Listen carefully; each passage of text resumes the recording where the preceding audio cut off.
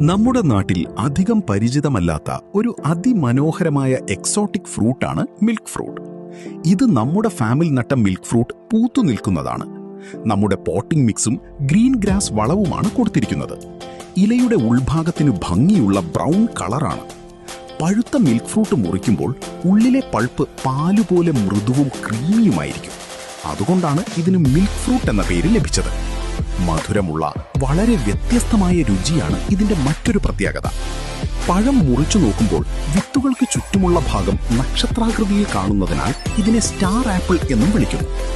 വീട്ടുവളപ്പിലും fruit ഗാർഡനിലും വളർത്താൻ അനുയോജ്യമായ ഈ വൃക്ഷം പഴം തരുന്നതോടൊപ്പം ഗാർഡന് നല്ല ഭംഗിയും നൽകുന്നു.